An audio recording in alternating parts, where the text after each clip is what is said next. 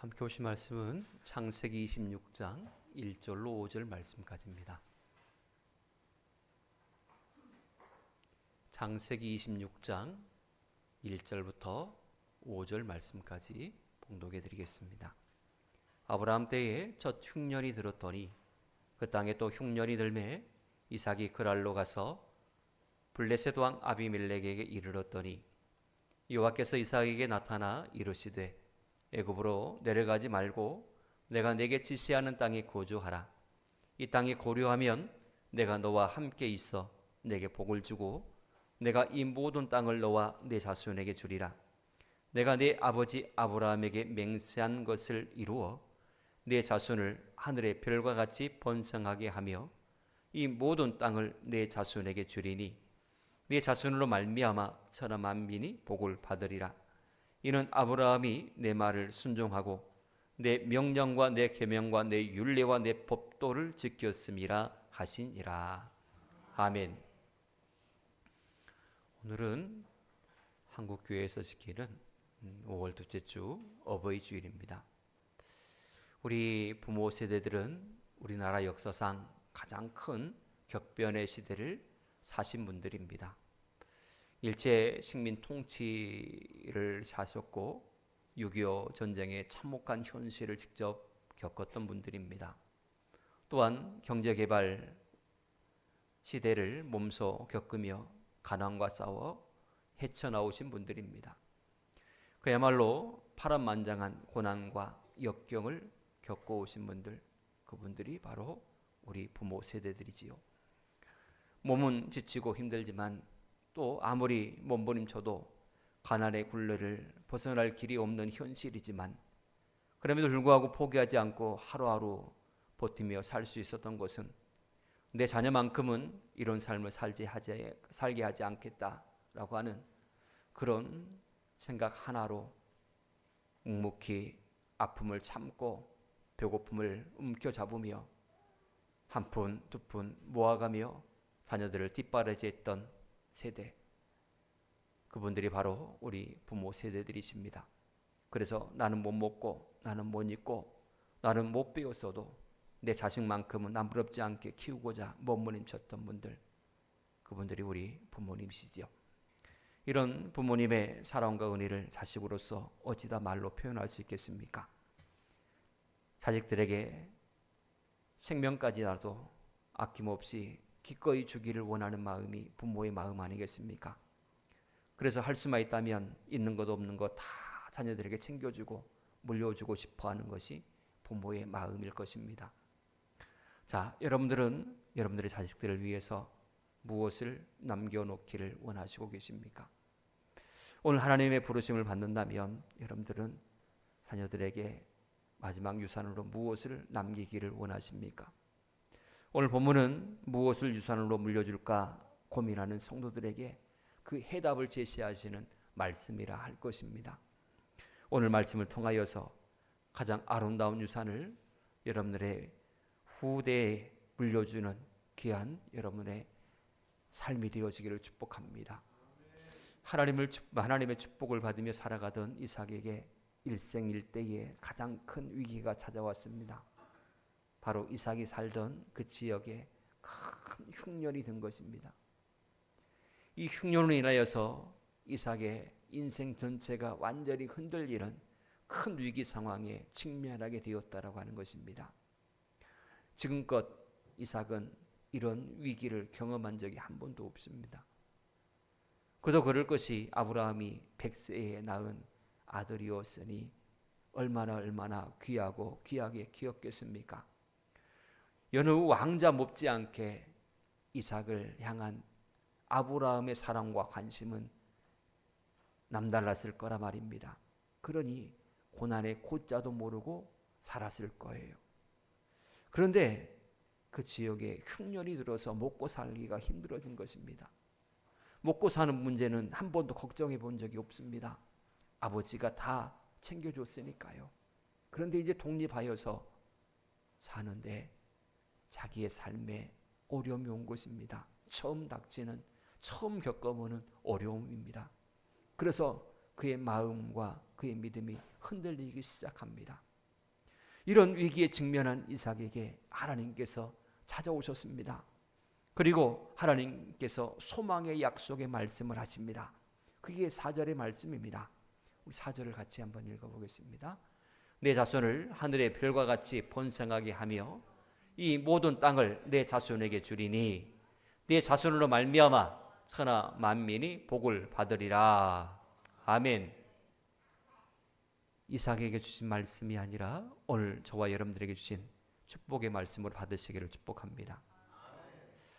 이 말씀은 실로 놀라운 약속의 말씀이었습니다.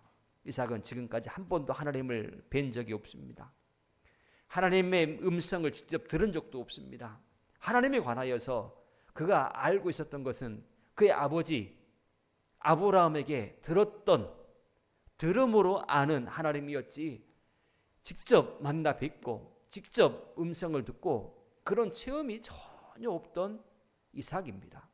그런데 인생의 위기 가운데 딱 처했을 때에 하나님께서 이삭을 찾아오셔서 직접 말씀하시는 것입니다. 얼마나 대단한 은혜의 체험입니까? 하나님께서 이삭을 찾아오셔서 소망의 약속을 하십니다. 내 자손을 하늘의 별과 같이 번성하게 하겠다. 이 모든 땅을 내 자손에게 주겠다. 내 자손으로 말미암아 천하 만민이 복을 받을 것이다. 그런데요, 이 말씀은, 이 축복의 약속은 이삭에게 처음 주신 말씀이 아니라 본문에서 밝히고 있듯이 아브라함에게 약속하셨던 그 약속의 말씀을 그대로 누구에게 하고 있느냐? 이삭에게 하고 있습니다. 하나님의 축복의 약속이 그냥 지금 신앙이 1대인 내게만 딱 주어지고 마느냐? 그것이 아니라라고 하는 것입니다. 내게 엄청난 큰 축복의 약속을 주신 하나님은 이 축복의 약속이 내 후대에 계속적으로 이어질 수 있도록 그 약속을, 내게 하신 약속을 기억하시고 내 후손에게도 동일하게 그 약속을 적용하고 계시더라라고 하는 것입니다. 여러분, 하나님께서 왜 위기에 처한 이삭을 찾아오셨을까요? 그리고 이렇게 그의 아버지 아브라함에게 하셨던 그 축복의 약속을 그대로 이삭에게 너에게도 이렇게 해주겠다라고 약속하고 계시는 것일까요? 중간에 말씀드렸듯이 이삭은 하나님에 대해서 잘 몰랐습니다. 아는 수준이라곤 그의 부모님이 말씀해주는, 가르쳐주는, 알려주는 그 정도 수준에서 들은 것으로 아는 수준의 하나님에 대한 알미였습니다. 그러니까 아주 밑바닥의 수준의 그런 상태였죠.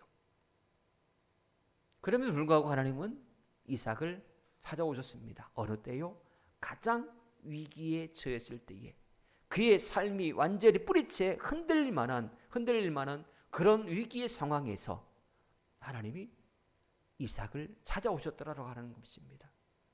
그런데 왜 하나님께서 찾아오셔서 흔들리는 이삭의 마음을 굳게 붙드시고, 내가 이 땅에 네가 여기에 머물러 있으면 너의 아버지 아브라함에게 했던 그 약속 그대로 내가 너로 큰 민족을 이루고 또 너와 네 자손에게 복을 주어서 천하 만민이 너로 말미암아, 네 자손으로 말미암아 복을 받도록, 즉 복의 근원의 삶을 살 수 있도록 그렇게 축복해 주겠다.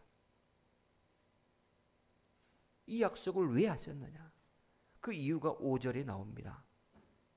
5절을 보시면 이는 아브라함이 내 말을 순종하고 내 명령과 내 계명과 내 율례와 내 법도를 지켰음이라.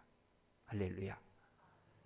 하나님께서 이삭을 생각하시고 이삭에게 축복을 약속하신 이유가 뭐라고요?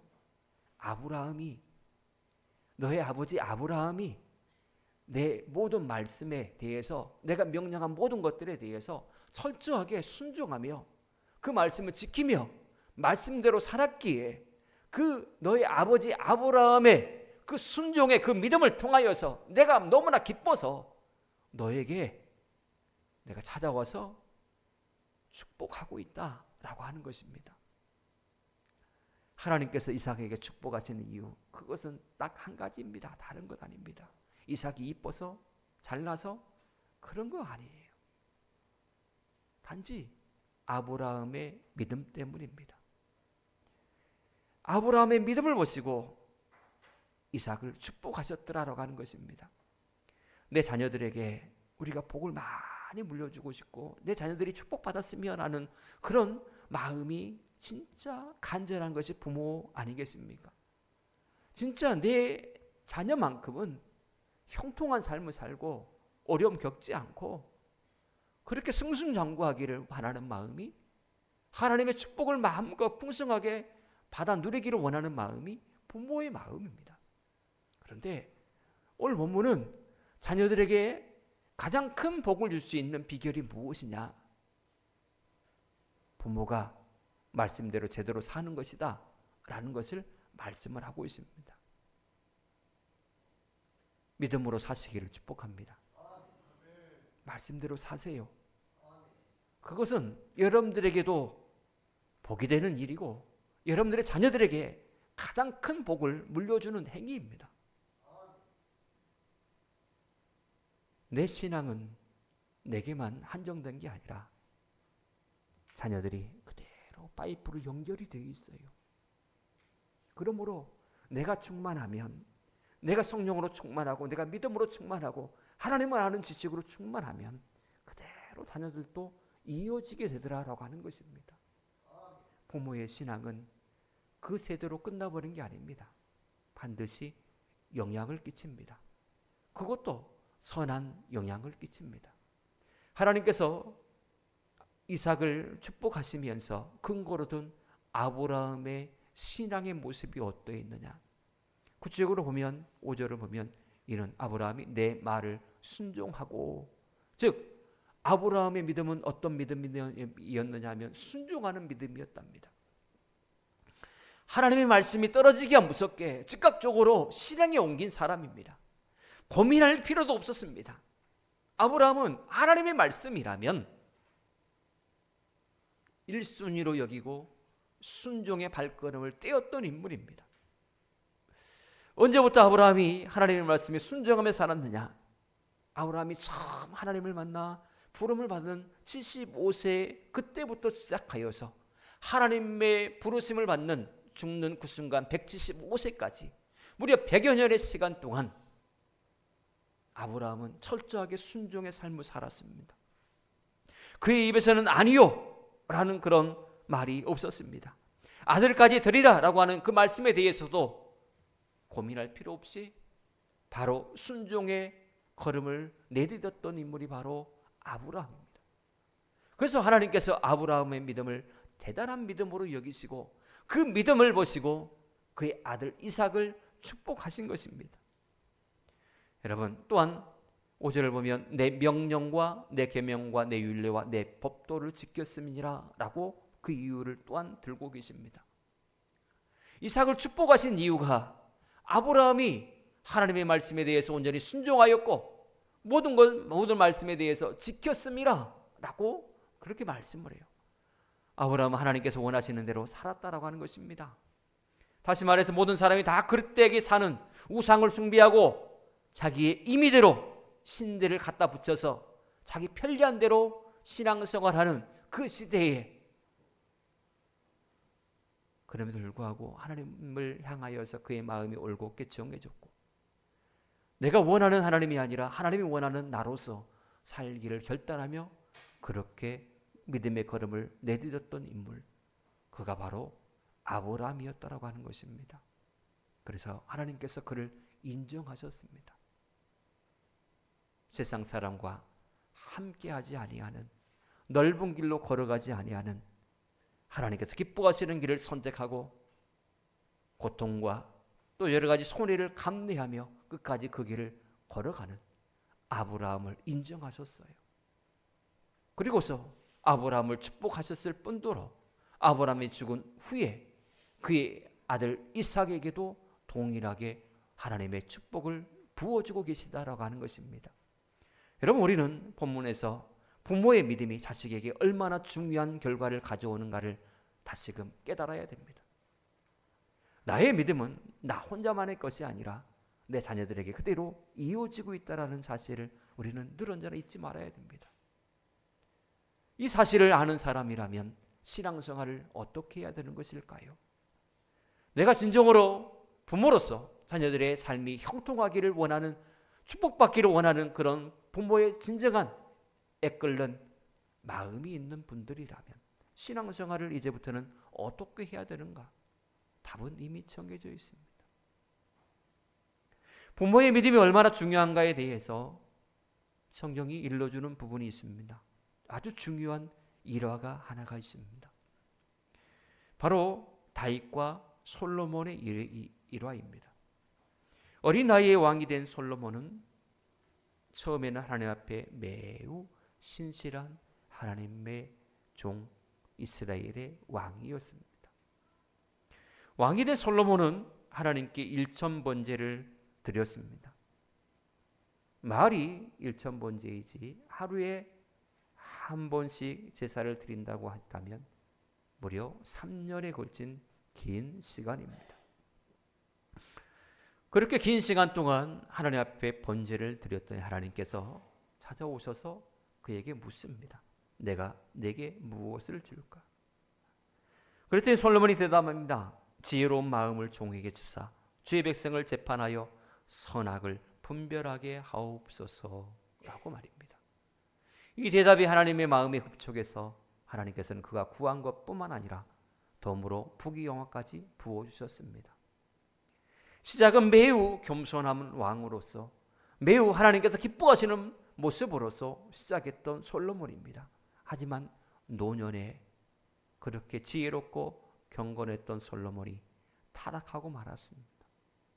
많은 이방 첩들을 곁으로 불러들였고 그들은 이방 나라에서 섬기던 우상들을 그대로 가지고 와 왕궁에 우상 숭배가 만연하게 되었습니다.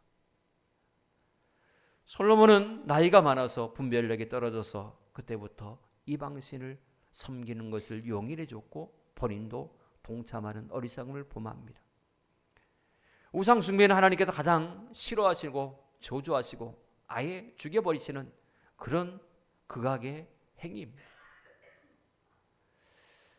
이제 솔로몬은 죽어 마땅한 처지에 놓이게 된 것입니다. 그러나 하나님께서 이 솔로몬에게 말씀하십니다. 열왕기상 11장 11절 12절인데요. 내가 내 언약과 내가 내게 명령한 법도를 지키지 아니하였으니 내가 반드시 이 나라를 내게서 빼앗아 내 신하에게 주리라. 그리고 12절 보면 12절을 우리 같이 읽어볼까요? 그러나 내 아버지 다윗을 위하여 내 세대에는 이 일을 행하지 아니하고 내 아들의 손에서 빼앗으려니와. 자, 솔로몬이 죽어 마땅해요. 우상 숭배했잖아요. 하나님께서 기뻐하시지 않는 모습을 선심치 않고 행했어요. 그것도 왕이. 백성이 우상 숭배하는 것과 왕이 우상 숭배하는 것은 완전히 다릅니다. 교회 안에서 일반 평신도들이 오류를 범한 것과 영적 지도자들이 오류를 범하는 것, 그건 상당히 다릅니다. 하나님께서 판단하시는 판단의 그 잣대 또한 완전히 다릅니다.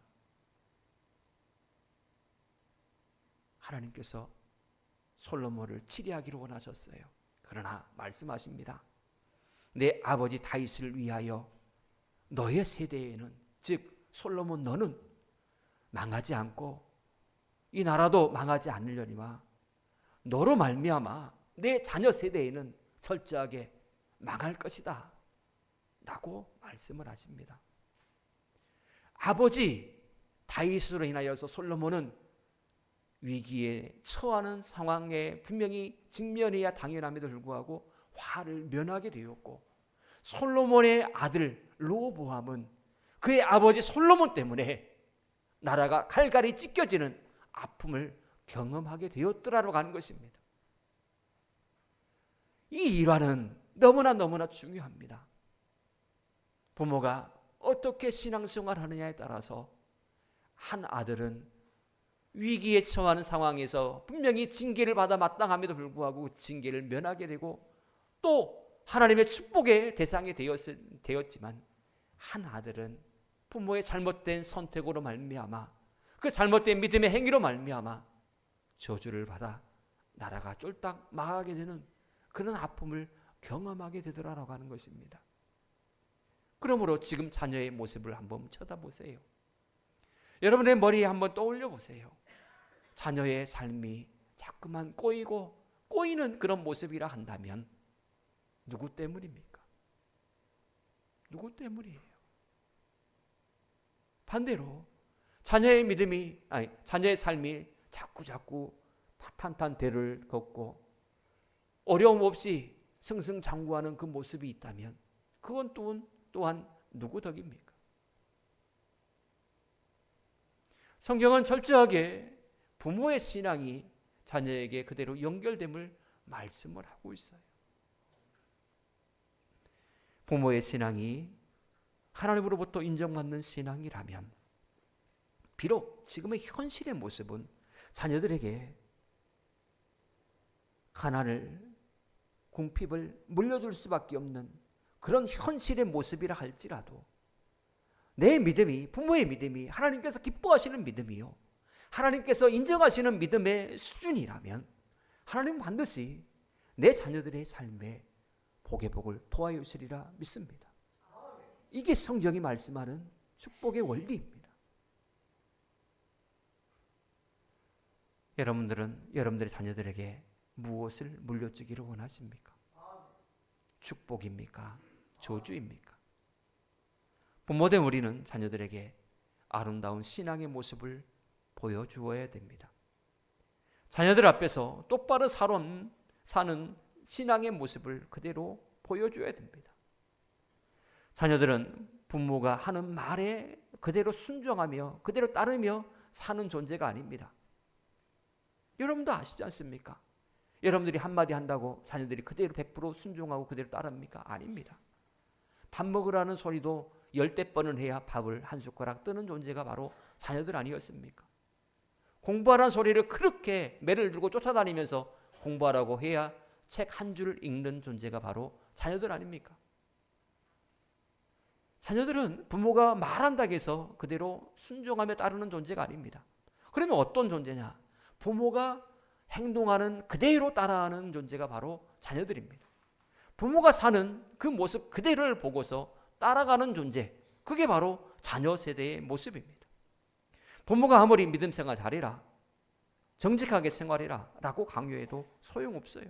아버지가 어머니가 어떻게 믿느냐를 보고 따라 믿는 존재, 그게 바로 자녀 세대의 모습인 것입니다. 그러므로 여러분, 우리 남자분들만 따라해 보실까요? 자식은 아버지가 사는 대로 산다. 우리 여자분들 따라서 해보실까요? 자식은 어머니가 믿는 대로 믿는다. 이렇게 실제로 적용되고 있다는 사실을 믿습니까? 그러므로 아버지 되신 분들은 자녀들 앞에서 바르게 사십시오. 그리고 어머니 되신 분들은 자녀들 앞에서 올바로 믿는 모습을 보여주세요. 자녀들은 부모님이 함께 신앙생활 하지만 제 입장에서 보면, 제 경험상 보면 아버지가 기도하시고 나를 위해서 애쓰신 그것도 물론 크지만 가장 크게 제 마음에 자리 잡은 것은 어머니의 신앙의 모습이었습니다. 어머니의 눈물의 기도였고 어머니의 애틋한 사랑의 마음이었습니다. 자녀들은 어머니의 따뜻한 사랑의 가슴을 기억합니다. 자녀들은 어머니의 그 눈물의 뜨거움을 말하지 않아도 다 몸으로 기억하고 있습니다. 그 기억을 지금도 듣지 않았습니다. 생생하게 새겨주시기를 축복합니다.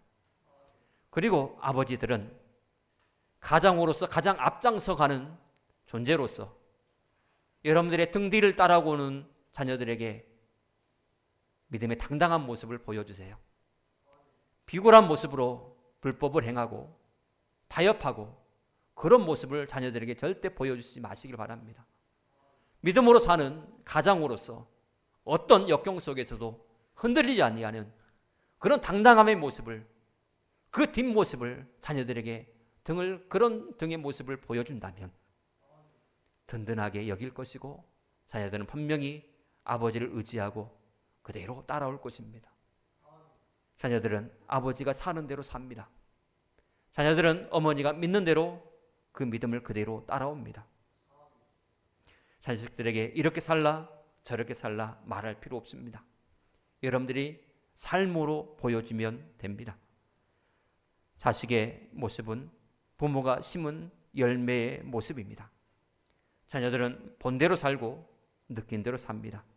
그러므로 여러분들의 자녀들에게 아름다운 신앙의 유산을 또 아름다운 믿음의 유산을 물려주기 힘쓰는 여러분 모두가 되어지기를 축복합니다. 그럴 때 하나님께서 여러분들의 자녀들을 더 뜨겁게 사랑하여 주실 것이고 더 아끼시며 더 큰 축복을 부어주실 것입니다. 하나님께서 보여주시는 은혜와 축복이 여러분들의 삶과 가정과 특별히 여러분들의 자녀에게 또 여러분들의 부모 세대에게 더 흘러 넘치게 되어지기를 주님 축복합니다. 기도하겠습니다. 하나님 감사합니다. 우리가 하나님의 사랑을 잊지 아니하여 하듯 우리가 부모 세대의 그 사랑과 그 애절함을 늘 언제나 가슴에 새기며 잊지 않고 보답하며 살게 하여 주시옵소서. 하나님, 우리가 지금껏 살아온 모든 이유가 물론 하나님의 그 크신 은혜 때문이지만 더 나아가 구체적으로 들어가 보면 우리 부모 세대의 은혜와 사랑 때문이었습니다. 하나님, 우리가 사랑하는 자녀들에게도 좋은 축복을 물려주기를 소망합니다. 이 축복이 부모 세대인 우리의 믿음의 이화에 딸려있다라고 하는 이 사실을 오늘 우리가 지금 배우고 있습니다. 부모 세대인 우리가 더욱더 신앙생활 열심히 살아여서 사랑하는 자녀들에게 훌륭한 믿음의 유산을 물려주어 사랑하는 자녀들이 우리가 받은 축복의 배의 축복을 받아 누리는 귀한 자녀들로 나가게 하여 주시옵소서. 우리는 힘이 없어 자녀들에게 해줄 것도 마음은 있지만 해줄 수 있는 능력이 없습니다. 하나님, 주께서 우리 자녀들을 붙드시고 이끌어 주셔서 하나님의 축복의 길로만 걸어갈 수 있도록 믿음의 길로만 걸어갈 수 있도록 인도하여 주시옵소서. 예수님 간절히 기도하옵나이다. 아멘.